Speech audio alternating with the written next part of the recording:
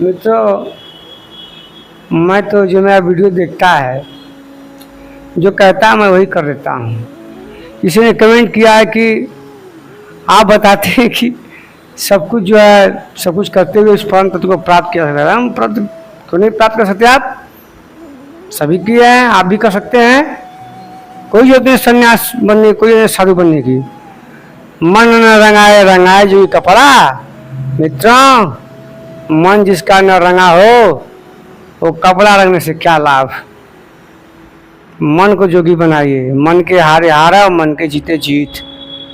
क्या कहते हैं मेरे गुरु कबीर और गुरु नानक जी महाराज कि मन को रंगाइए आप। मित्रों, मेरे गांव में जब सारे काम वो दुकानदारी कर लेते थे, उनका नाम था, उससे गांव में उनको खिचड़ू साहब कहा जाता है, जहाँ सवाल थे वो। लेकिन वो रात को 7:30 बजे वो रामायण का पाठ करते थे, रामचरितमानस का पाठ। मित्रों, मैंने भी पाठ किया 1 साल और पूरा मैं राम का जन्म मनाया, पूरा मोहल्ला भर गुल जामुन में बंटवाया। जब मैं निराकार नहीं जानता था, मैं जानता था साकार रूप भगवान होता है, लेकिन मैं जब जाना रहेगा तो सब कुछ छोड़ दिया। तो राम का मैंने बर्थडे मनाया था। भय कौशल्या हितकारी है ना, इसे मुझे याद था, भूल गए।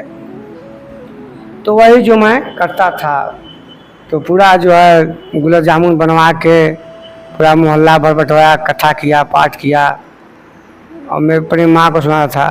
मेरी माँ कहती थी कि मुझे भगवान कथा एक बार सुना दो। मित्रों, भगवत कथा सुनाने के लिए जानते हैं, भगवान सुखदेव ने सुनाया था।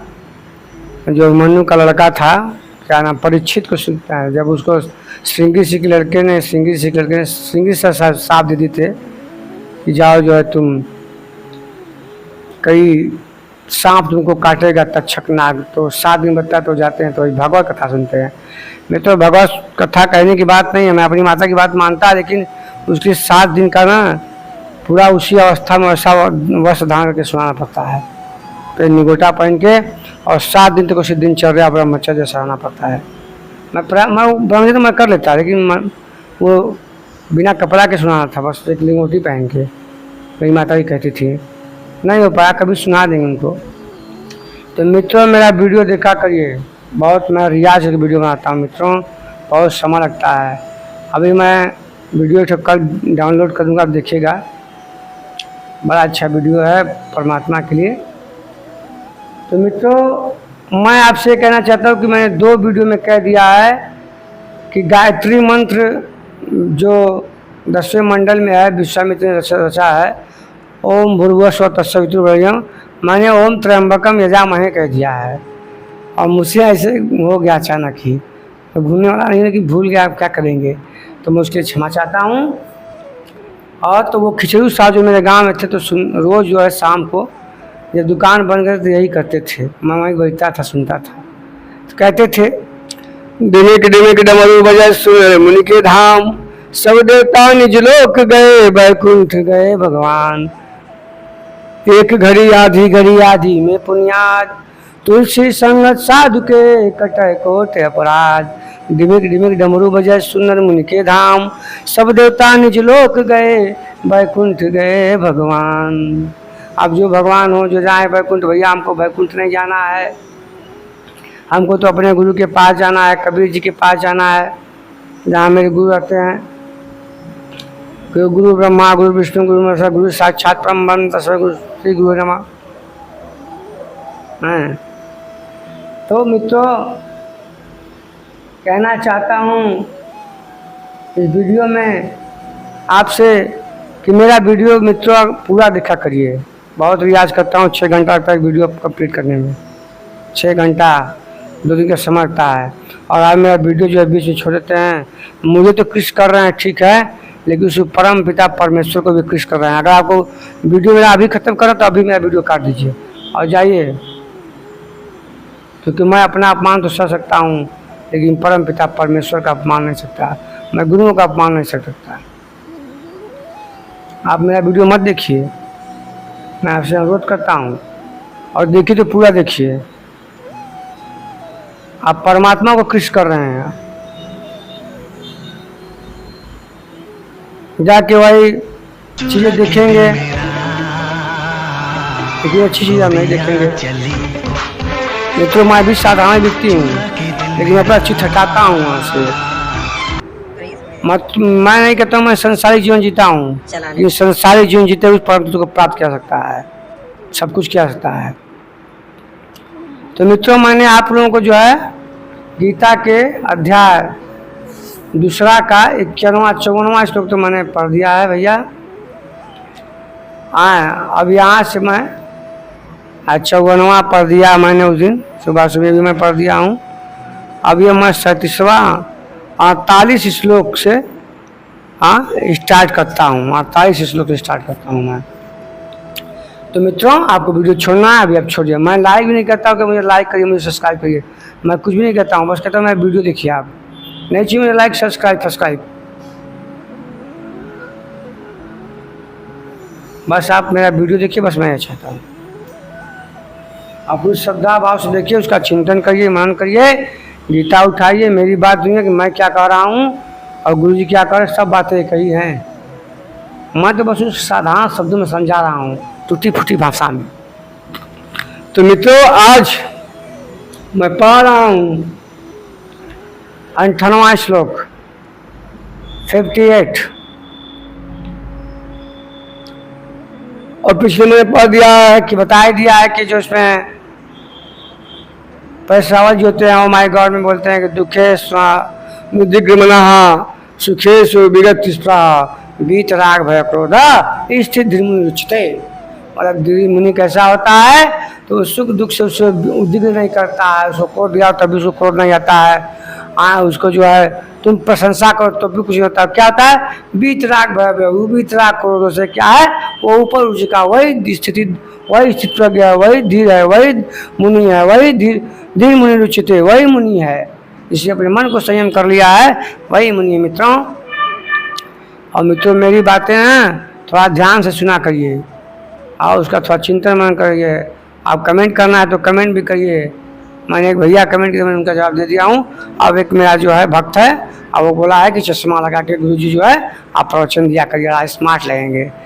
तो मित्रों, मैं तो कहता हूँ सब पहनिए, चश्मा पहनिए, ईयरफोन लगाइए, सब करिए, लेकिन आपका जो मन है ना, मन तो मीरा जैसा होना चाहिए, मन तो कबीर जैसा होना चाहिए, मन तो स्वामी विवेकानंद जैसा होना चाहिए, मन तो अग्रणी महाराज जैसा होना चाहिए, मन तो क्या नाम है उनका, गुरु नानक जैसा होना चाहिए मित्रों। तो मैं आप पढ़ना इसके बाद जो 56वां है 57वां श्लोक में बता रहा हूँ। यह सर्वतन अविष्णस्तत्व प्राप्य शुभाशुभम न विगंति न दृष्टि तस्य प्रज्ञा पदवी से मैं पढ़ चुका हूँ। अब मैं 58वां श्लोक प्रारंभ करता हूँ मित्रों। वीडियो जाइए मत और श्रद्धापूर्वक श्रद्धा परोपेता ते में युक्तमाता। मित्रों, आप श्रद्धापूर्वक मेरा जो है ये वाणी सुनिए, जो मेरे गुरु आगाजी महाराज ने इसकी जो है। यदा यदा संहृते चायं कुर्मो अंगानीव सर्वशा इंद्रियाते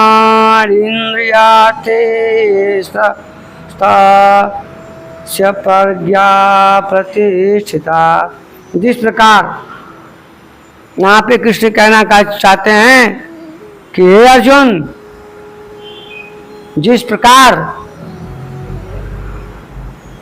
अपना जो है कोई संकट आने पर जो कछुआ देखे ना, कछुआ को आप, तो कछुआ क्या, जो कछुआ का ऊपर का होता है वो पत्थर की तरह, पत्थर से भी कठोर होता है वो। मित्रों, मैंने उसको आजमा के देखा है, बता मैं जो कहता हूँ सत्य बोलता हूँ। हमने उसे पत्थर मार के देखा बचपन में, ईटा मार के कुछ नहीं होता है।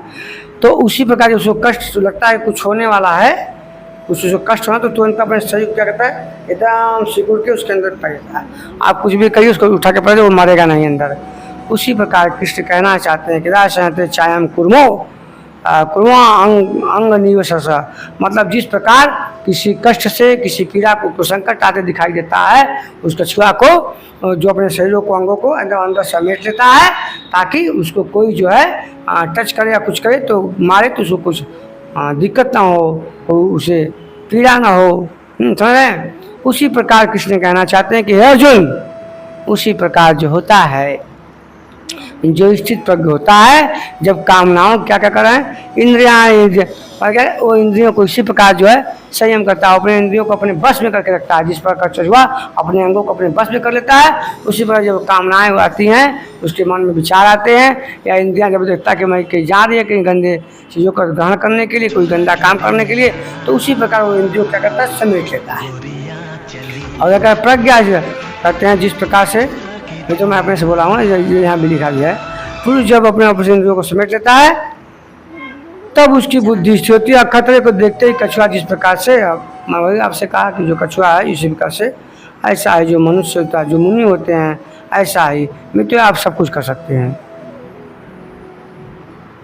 सपोज मैं उदाहरण को देता हूँ, जैसे कोई ऐसा आदमी है जो दबंग टाइप का आदमी, आप कमजोर टाइप है, और आपको बोलता है, दूसरा बोलता है, तो क्या करते हैं? मैं साधारण बात में समझा रहा हूँ, समझ जाएंगे आप। कोई दबंग आदमी है, आपको हड़का रहा है, तो क्या करेंगे? छुपा जाएंगे ना, शांत बैठे रहेंगे, याद भैया बढ़िया आदमी मारेंगे। उसी प्रकार जब आपके पास ये समझिए कि ये सब इंद्रियां क्या है, ये सब दबंग हैं, सब ये मन क्या बहुत दबंग आदमी है, वो दबंग है। ये इंद्रियां क्या है? दबंग है। ये मन क्या है? बहुत दबंग है। लेकिन चेतना रूपी, आत्मा रूपी से, उस विचारों से, उसको चेतना के चैतन्य से उसको दबाया जा सकता है। क्या है मन? मित्रों मैं जो बोलूँगा दिल से बोलूँगा, अभी मेरा स्वयं का किया हुआ ना अभ्यास है। मित्रों मैं रात भर जाके ना मैं यही सोचता था, चिंतन करता कि क्या होता है इस चीज पर, क्या होता है धीर मुनि रुचते, कौन होता है मन को बस में करना, कौन मेरे ऋषि महात्मा, कौन विश्वामित्र नहीं ठहर गए का, पराशर नहीं ठहर गए का, कौन नहीं ठहरा गया। और इतने भी ऋषि महात्मा क्या हुए, इनके क्रोध बहुत आता था, थोड़ा सा इनके सम्मान में तुमको दिक्कत हो जाना तो इनके बड़ा दिक्कत होता है, इनके जो उनकी बहुत इनको दिक्कत। मित्रों ये सब जो मैं गमछा देख रहे हैं, एक दो गमछा वहाँ रखा है, जो अंदर रखा हुआ है ना, ये सारे गमछे जो है मेरे भक्तों ने मुझे दान दिया है, मैं बता दे रहा हूँ। ये देखिए ये गमछा किधर रखा है, घर रखा है, भक्त आते हैं और मुझे दान देते रहते हैं। मुझे इसका स्वागत भी करने के लिए रखे हैं सब, लेकिन समय नहीं मिल पाता है। तो मित्रों वही कहना चाहते हैं वो, बस वैसे ही आप रहिए, अपने इंद्रियों को अपने बस में कर लीजिए। जैसे कछुआ अपने शरीर को ऐसे समेट लेता है, कोई उसको संकट समझ में आता है, उसी प्रकार जब आपको लगता है कि हमारी इंद्रिय गलत काम कर देगी, हमारी आँखें गलत काम कर देगी, हमारे कान अच्छा चीज़ें सुनेंगे, हमारी इंद्रियां जो हैं वो हम तो इंद्रियों से गलत काम हो रहा है, तो आप क्या करेंगे? उसको अपने बस में कर लीजिए, उसको समेट लीजिए। आप भी साधारण सी बात है, लेकिन बिना अभ्यास से संभव नहीं। मैं बता दूँ पहले, क्योंकि मैं सब कर चुका हूँ। चलिए हम आगे आते हैं। विषया विनिवर्तन्ते निराहारस्य देहिना रजस्वर्जं रसोप्यस्य परम दृष्ट्वा निर्वर्तते। कृष्ण कहना का चाहते हैं कि इंद्रियों द्वारा विषयों को न ग्रहण करने वाले पुरुषों को वो कहना चाहते हैं कि हे अर्जुन, जिसकी तुम बात मुझसे पूछे कि स्थिति पर क्या होता है, मुनि क्या होता है, वो कैसे चलता है तो कैसे बोलता है, मैं कैसे रहता है तो मैंने बता दिया कैसे रहता है, वो अपने इंद्रियों कैसे बस करता है, जैसे कछुआ होता है उसी प्रकार जो होता है वो भी अपने इंद्रियों को अपने बस में रखता है। ये नहीं कि साधारण व्यक्ति की तरफ देखा सुंदर नारी तो बहुत दौड़ गया लाइन मारने के लिए, सब ऐसा फालतू काम नहीं। ऐसा ये ऐसे प्राणी बड़ा जीवन में संसर्ग होते हैं, ऐसे ही मर जाते हैं, अपनी आत्मा को मार देते हैं। ऐसा कृष्ण कहना चाहते थे। कहें कि इंद्रियों द्वारा विषयों में न ग्रहण करने वाले ऐसे महापुरुष विषया निवर्तन्ते निराहारस्य देहिना, ऐसे महापुरुष जो होते हैं वो क्या करते हैं कि इंद्रियों से भी कामनाओं की इच्छा नहीं करते, इंद्रियों से भी कोई चीज़ नहीं भुगते हैं। ऐसे पुरुषों में विषय निवृत्त रहते हैं क्योंकि वे ग्रहण नहीं करते, किंतु उनका राग निवृत्त नहीं होता। ओ हो माय गॉड, बड़ा खतरनाक बात यहाँ बोल दी कृष्ण मित्रों। वो कहना चाहते हैं ना कि ठीक है, वो तो ठीक है, वो इंद्रियों से ग्रहण नहीं करते हैं। इससे हमारे कोई मुनि हो, चाहे मुनि भी नहीं मत कहिए उसको, इससे उसका अभ्यास कर रहा है तो वो बनना चाहता है, मुनि बनना चाहता है, इससे भगवान तो ऐसा करता है वो, ठीक है। अपनी इंद्रियों को तो वहाँ नहीं, जैसे हाथों से कोई किसी को टच नहीं करता है गलत तरीके से, आंखों से किसी को देखता नहीं गलत तरीके से, कानों से कोई बुरी बात सुनता नहीं, वो ठीक उसमें तो संयम कर लेता है, वो तो निवृत्त होता है। लेकिन वो कहते हैं इंद्रियों से ग्रहण नहीं करता है, परंतु किंतु उसकी राग निवृत्त नहीं हो पाता है, आसक्ति लगी रहती है। अब देखिएगा मित्रों, अब राग लगी रहती है मतलब उसके मन में बात रहता है, उसके मन में चेतना में बात रहती है। मान लीजिए वो नहीं देखा, हाथ से टच नहीं किया, कोई मैं भी नहीं सब करता हूँ, मैं सच बता रहा हूँ कि मैं किसी को टच नहीं करता, मैं ठीक है मैं ही करता हूँ, लेकिन आपके जो मन में है, जो आपके अंदर जो बैठा हुआ है, वो रावण बैठा हुआ है। सॉरी रावण नहीं कहेंगे, रावण भी तो बहुत महापुरुष थे वो, तो कहेंगे वो तो बैठा है ना, आपने इंद्रिय से टच तो नहीं किया, बाहरी कोई आपकी बाहरी प्रतिक्रिया नहीं की, अंदर से तो हो रहा है ना। कोई लड़की जा रही है सुंदर स्मार्ट लड़की, एकदम गोरी, एकदम बहुत सुंदर है वो, तो मान लिया आपने इंद्रिय से नहीं कहा, हाथ से टच नहीं किया, आंखों से देखा नहीं, लेकिन मन तो बड़ा सुंदर है यार, ये नारी बड़ा सुंदर है। तो इसी को कहते हैं कि इसको निवृत्त कर दो अर्जुन, ऐसा। तो कहकर राग में लगा रहता हूँ, अंदर उनके मन में बात रहता है कि यार बड़ा सुंदर लड़की है यार, बड़ा महिला सुंदर है यार, चोरी करना है, बड़ा पैसा रखा है यार, ठीक है हम हाथ से चोरी किसी और से चुरवा देंगे, दूसरा चोर पैदा करेंगे, उसको चुरवाएंगे, उसी की बात मन में रह जाए, राग लगा रहे, उसी की बात को कहना चाहते हैं कृष्ण अर्जुन से। और क्या कहते हैं, किंतु उनका राग निवृत्त नहीं होता है, और संपूर्ण इंद्रियों को विषयों से समेटने वाले निष्कामी का राग भी परम दृष्टवा परम परमात्मा से करके नहीं सकते। वो कहते हैं ठीक है, लेकिन इसका भी भाव में रखने वाले, मतलब ठीक है वो हाथ से टच नहीं करे, सही से नहीं करे, लेकिन मन में भी नहीं, अगर मन से भी निवृत्त हो गए, मतलब मन में भी ऐसा भाव उनके अंदर नहीं रहा, तो समझिए वो मुनि स्थित प्रज्ञ बन गया है। और क्या करता है, कह रहे हैं कि परम दृष्टवा, और परम दृष्टवा, दृष्ट का मतलब होता है मित्र दृष्टांत, परम दृष्टा समझ रहे हैं आप, बता रहा हूँ। परम दृष्टवा का मतलब तो परम पिता परमेश्वर को दृष्ट, जिसने देख लिया हो, जिसमें आत्म साक्षात्कार कर लिया हो, जो स्वयं के आत्मा को साक्षात्कार कर लिया हो, दृष्टा, स्वयं के कर्मों को देखते हुए स्वयं को ही देखना, उसको दृष्टा कहता है। और स्वयं के बाद जो कुछ बढ़ता है उसको परम दृष्टवा कहते हैं। परम दृष्टवा क्या है, तो परम दृष्टवा परम पिता परमेश्वर, आप आत्मा कहिए चाहे वो परम पिता हो, क्योंकि उसी काम से वही प्रकाश वहाँ वही प्रकाश यहाँ भी है, दोनों एक ही समान है। लेकिन जो भक्त होता है, भक्त जो होता है वो ऐसा नहीं समझता, वो कहता नहीं, क्योंकि गीता आत्मा परमात्मा की व्याख्या करती, मैं इसलिए ऐसा कह रहा हूँ। तो कृष्ण क्योंकि ऐसा व्याख्यान लिखा गया है, तो परम दृष्टवा परम तत्व परमात्मा का सर्व करके साक्षात्कार करके वो निवृत्त होता है। तो इसी प्रकार जो होते हैं ना, जो महापुरुष होते हैं कछुए की भांति अपने इंद्रियों को अपने बस में करते हैं। साधारण व्यक्ति जैसा ना छुछू मुच्छू लोग भूछू नहीं होते हैं कि किसी को देखे तो ऐसा नहीं, वो ऐसे होते हैं स्थित प्रज्ञ। मित्रों मैंने इसका अभ्यास किया है, बता दे रहा हूँ, कई साल किया है। लेकिन समाज है, माया है, लेकिन मैं समझता हूँ कि सबसे अच्छा जैसा होता है। आगे कहते हैं अज्ञान जी महाराज समझा कि पुनः वे नहीं निकलते हैं, निष्काम कर्म में आचरण का परमात्मा पद दर्शन करने के साथ उस परम विश्व में निवृत्त होता है। प्राय निवृत्त में हट करते हैं, हट से इंद्रियों को रोककर भी विश्व को निवृत्त करते हैं। किंतु मन में कि वही बात मैं कहा ना, जो हट से कि हम टच नहीं करेंगे, हम नहीं बुरा देखेंगे, हम कहाँ कुछ नहीं करेंगे, लेकिन मन में तो रहता है ना भैया, इसको हठ योग बोलते हैं मित्रों। हठ योग से भी परमात्मा को पाया था, गोरखनाथ ने पाया था, उनके गुरु मच्छिंद्रनाथ ने पाया था। हठ योग, वो हठ योगी लोग थे, वो लोग बता रहे हैं। जो सब नागा उगा होते हैं सब क्या है, सब हठ ही है ना, तब वही जो है ऐसा जो है वो कहना चाहते हैं अज्ञानी महाराज। और किंतु मन में चिंतन का राग लगा, मैं बात पहले बता दिया, तो मन में चिंतन लगा, मन से भी उससे आसक्ति हट जाए तो समझ लीजिए आप उस परम स्थित पर अवस्था को प्राप्त कर सके हैं। और जब परम अवस्था को प्राप्त कर जाएंगे तो स्वयं आप देवत्व को स्थापित हो जाएंगे। स्वयं जनता ही आपको आपके आपके चरणों में नमस्कार करेगी, जैसे अरगान जी महाराज करती है, जैसे हमारे गुरु कबीर करती है, जैसे कृष्ण कर रही है ना समाज, बस उसी तरह। क्यों? क्योंकि व्यक्ति वैसा नहीं है और हर व्यक्ति के अंदर ये चीजें हैं, हर व्यक्ति कर सकता है। मित्रों, अवतार कोई ऊपर से नहीं होता है, अवतार तो आपके अंदर से होता है। अव का मतलब समझ जाइए आप, अंदर से ही अवतार होता है मित्रों, कोई बाहरी अवतार नहीं होता है। ये चश्मा मत देखिए, ये फोन मत देखिए, हाँ ये गमछा उमछा मत देखिए, मुझे देखिए आप।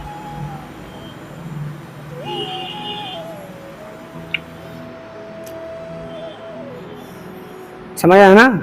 तो पूज्य, अच्छा इनके आप एक देखिए उदाहरण दे रहे हैं कि परम पूज्य महाराज जी जो आप परमानंद, हे प्रभु परमानंद जी महाराज प्रणाम। परमानंद जी महाराज जो थे, इनके गुरु थे महाराज जी के, मतलब अरगान जी महाराज के। उनका नाम था परमानंद शर्मा, उनका नाम था। ऐसा नहीं करना चाहिए शादी के समय, लेकिन मैं बता रहा हूँ उनका पूरा नाम परमानंद शर्मा था और पहलवानी करते थे। बॉडी बना कर रियाज पानी मारते थे, मैं बता रहा हूँ सच्चाई। तो पहलवानी करते थे वो लोग, 4-5 भाई थे वो लोग, परमानंद शर्मा। मैं भी 5 भाई हूँ, मैं चौथे नंबर पे है। अब वो किस नंबर पे हमें जानते हैं, परमानंद शर्मा, लेकिन अब वो उनको 1008 अरब, हे परम पिता, हे अरगान जी महाराज गुरु आप सर्वत पे हैं। तो परमहंस 1008 परमानंद जी महाराज। परमानंद जी महाराज एक बार बताते हैं उनसे, जब इनके गुरु ये शिष्य थे तो कहते थे इनसे गुरु जी कि हाँ हो कि प्रभु जी इस संबंध में घटना बताया करते थे कि गृह त्याग, मतलब जब पहलवानी तो गृह त्याग हो गया। अब बताते हैं तो सब साधु सन सही बताइए, सब पहलवानी करते हैं, सब सच्ची होता है। जो बॉडी बिल्डिंग करते हैं पहलवान तो क्या सब किए रहते हैं ना ब्रह्मचर्य का पालन। ये तो मैंने किया है ब्रह्मचर्य का पालन, मैं सत्य बोलता हूँ, मैं सत्य बोलता हूँ। मैं अपन जब मैं युवा अवस्था थी, मतलब जब मैं 20 साल का था, 19 साल का, तो मैं 4 महीना 55 में 6 में तो अपने ब्रह्मचर्य का मैं पालन किया हूँ। तभी चराई सिंगलाई नहीं मारता है, बता दे रहा हूँ। तो मैं करता था, मैं हमेशा इसमें हनुमान जी सजता था, मैं इंटर में था, मैं रियाज पानी मारता था कक्षा 9 से ही, तो मैं इसका पालन करता था। कभी कभी हमसे और हमेशा हनुमान जी का ना मंत्र पढ़ के मैं सोता था। बताए कौन मंत्र? मनोजम मारुतुल्य वेगम जितेंद्रियम बुद्धिमतामरिष्टम मदात्मयम बाणारुतमुखम श्री रामदूतम शरणम प्रपद्ये। इस मंत्र का मैं जाप करके पता कि मुझे जो है ये सब मेरा सपने ना आए। जानते हैं स्वप्न दोष होता था, युवा था मैं, तो ये सब चीज़ें जो है आए। तो और मैं बता दूं मित्रों, मैं एकदम ब्रह्म मुहूर्त में उठता था, बता रहा हूँ। मैं आज नहीं उठ रहा हूँ, बहुत पहले से कक्षा 9-10 से ही उठ रहा हूँ। तो क्योंकि हमारे गुरु सिखाते थे ना कि विद्यार्थी को कहते हैं कि काक चेष्टा बको ध्यानम स्वयं देता था अच्छा अल्पहारी गृत्य विद्यार्थी पक्ष श्रम। तो मेरे गुरु विद्यार्थी के पास होते हैं आधा पेट भोजन करना चाहिए कि मैं पेट भर खाना खाता था, मैं झूठ बोलता हूँ।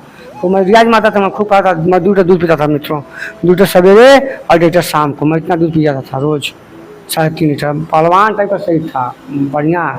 जब मैं 20 साल का था, 19-18 साल का था, तो अब क्या हुआ कि मैं ब्रह्म मुहूर्त में उठता था और सारे मित्रों को मैं उठाता था, सच्ची बता रहा हूँ, सारे मित्रों को मैं उठाता था और सबको रियाज मारवाता था, सबको अखाड़ा लग जाता था, बता दे रहा हूँ।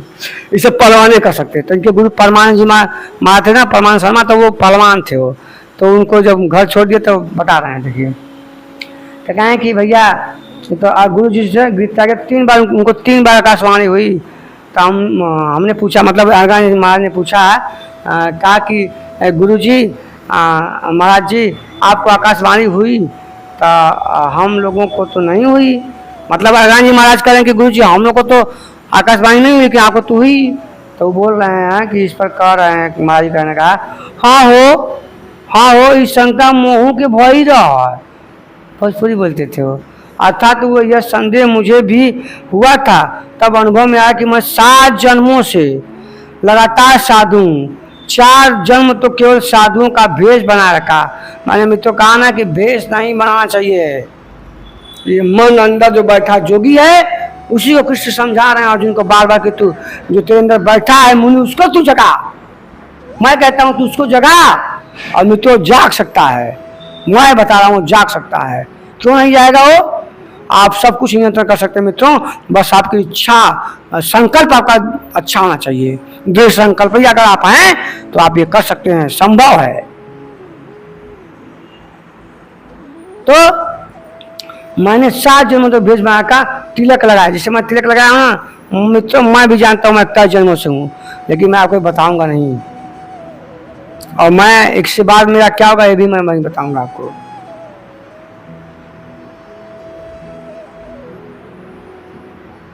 तो कई विभूति पोते कई विभूति बहुत पोते विभूति चंदन लगाए कमंडल लिए विचार कर रहा हूँ।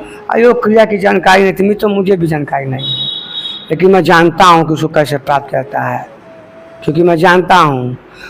न जानामि योगम जपम नैव पूजम, न जानामि योगम जपम नैव पूजम, न तो हम सदा सर्वदा संभुतुभ्यं जरा जन्म दुःखौ दत्तातप्यमानं प्रभो पानियापा नमामि स शंभु।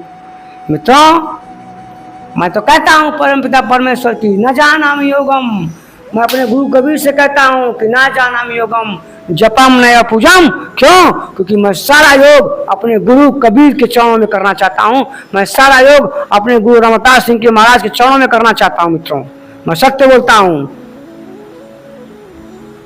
मैं गुरु पे छोड़ दूंगा सब कुछ और मेरा नैया पार लग जाएगा। लेकिन मित्रों, मुझे मोक्ष नहीं चाहिए, क्योंकि मैं मोक्ष का इच्छुक नहीं हूँ। नहीं चाहिए मुझे मोक्ष। मैं तो बार बार आऊँगा यहाँ पे, जो मेरे गुरु कबीर कहते हैं मैं वहीं का चला, तो वैसा ही करूँगा। तो ऐसा जो कह रहे हैं वो कि योग की जानकारी नहीं थी, लेकिन पिछले 3 दिनों से मैं बढ़िया साधु हूँ। मतलब अरगान जी हमारे गुरु कहें कि मैं बढ़िया साधु हूँ, मतलब मैं जानने लगा। जैसे अभी मैं बोल रहा हूँ, मैं तो साधु तो नहीं हूँ, लेकिन जीन्स उस पहनता हूँ टी शर्ट, लेकिन अंदर से क्या है समझ गए होंगे। तो ऐसे ही 3 दिनों का बीत गया, थोड़ा मतलब की जानकारी देते थे, तो उनको सदगुरु मिल गया होगा इस जन्म में। मतलब अगन से पहले जब उन्होंने शरीर अपना त्याग दिया होगा, चले गए परमपिता परमेश्वर में।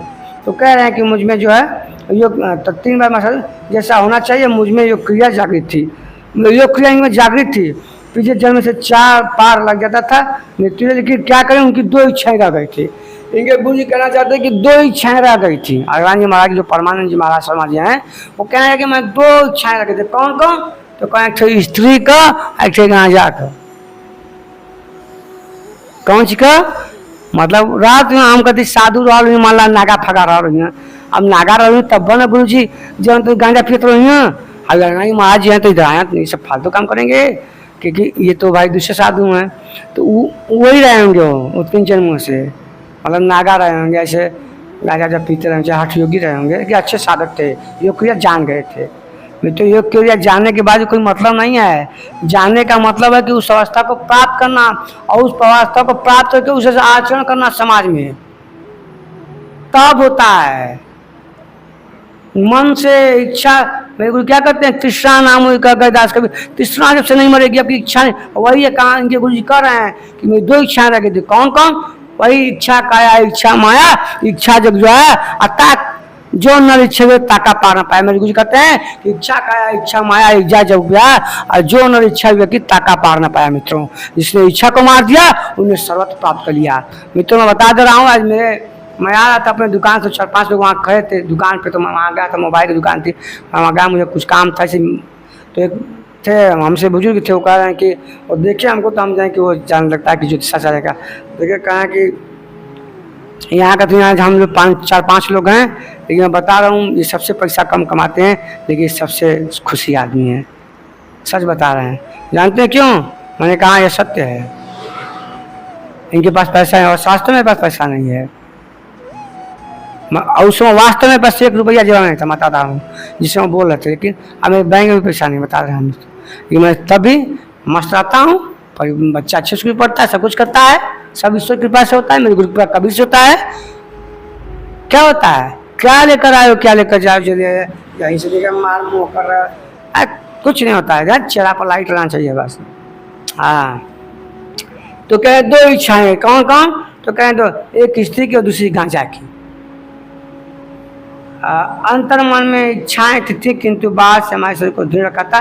मतलब बाहर तो हम नहीं ये कर रहे थे, कि अंदर थी कि लड़की मिल जाए, कोई सुंदर नारी मिल जाए, खूब बढ़िया गांजा मिल जाए, बढ़िया गांजा मार कर लेकिन तो क्या कहेंगे। और नहीं चलिए, अब मन में वासना आ रही तो भैया जब ऐसा था तब छोड़ दिए तो चले गए, शादी ब्याह कर लिए होते। यही तो उसको कहते हैं कि संभोग से समाधि की तरफ आओ। लेकिन लोगों ने उल्टा समझ लिया, संभोग का मतलब होता है सारी चीजों का भोग कर लीजिए। क्यों महिलाएं का संभोग की बात नहीं यहाँ पे हो रही है, वो कहे संपूर्ण जो समाज में इतना भोग कर लो, इतना भोग कर लो, इतना भोग कर लो, इतना भोग कर लो कि तुम वहां से जब तुम इधर पीछे आप समाधि में आओ तो फिर तुम्हारा जो मन उधर न जाए। यही गुरु जी के कहना चाहते हैं रानी महाराज के कि मैं दो इच्छाएं रह गई थी, गांजा की और 3 जन्मों से साधु थे। अच्छे था, योग क्रिया भी जानते थे, लेकिन वो 3 जन्मों से साधु थे, अच्छे साधु थे। 4 उसमें मान घूमते रहे ऐसे चिमटा कुमटा लगे, अरे चंदन टीका लगा के गमछा मार के, लेकिन 3 से अच्छे से। लेकिन 2 इच्छाएं थी स्त्री की, और तो उनको वहीं से मुझना चाहिए। आए थे संसारी जीवन में, बने रहे उसी में। तो उसी को कहते हैं सुना कि संभोग से समाधि तक आइए। मैं उदाहरण दे रहा हूँ, जैसे मान लीजिए आपको गुल जामुन खाने की इच्छा है, आप गए खाना खाए शादी में पार्टी में, गुल जामुन नहीं खाए, कहना लोग 4 लोग नहीं खाते, हम भी नहीं खाएंगे, मेरा ये मन में आपके है तो जाओ खाओ ना, वहाँ पे 10 गुल जामुन खाओ। वही कहना चाहते हैं रजनी सोचो, जाओ तो जाओ 50 गुल जामुन खा के आओ, और इतना खा के फिर दोबारा गुल जामुन खाने का मन ना करे तुम्हारा। अब इधर से आ गए इधर तो मत, अब मन इच्छा, वही कहना चाहते हैं वो अशोक। कौन समझे अशोक की बात को, वो तो शख्स गुरु थे।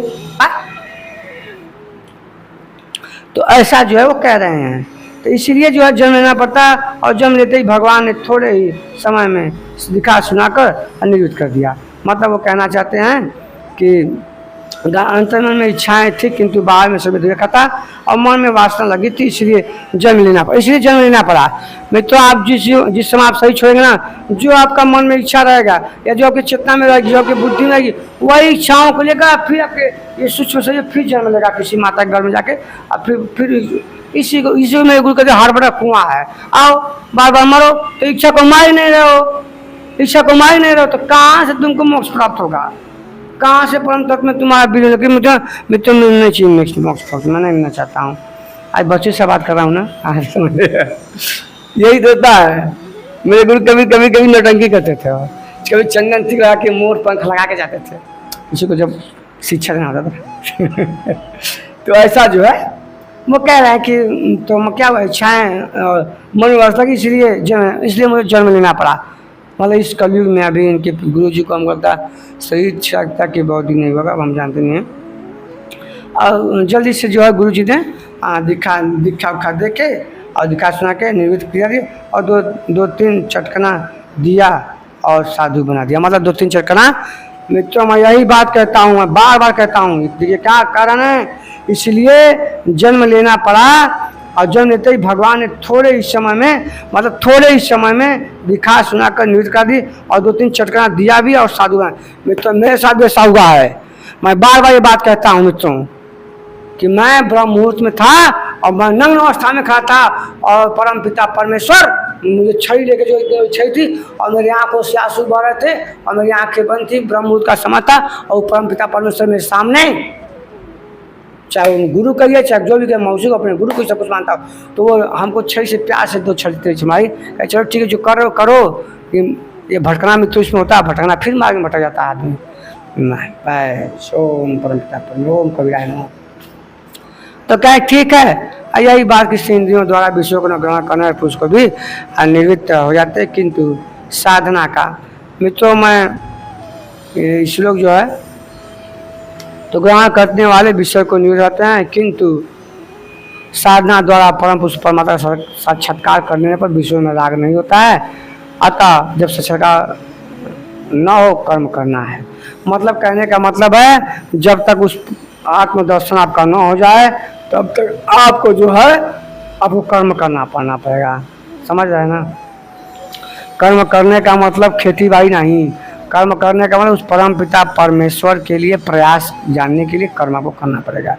आइए देखिए रामचरितमानस में 10:30 मिनट तो बच गया है, यहीं पर रामचरितमानस में जो है कहना चाहते हैं, अगर महाराज इसके उदाहरण दिए हैं, मतलब वो बता रहे हैं कि उड़ कछु प्रथम वासना रही प्रभु पद प्रीति सारी सोई बाई।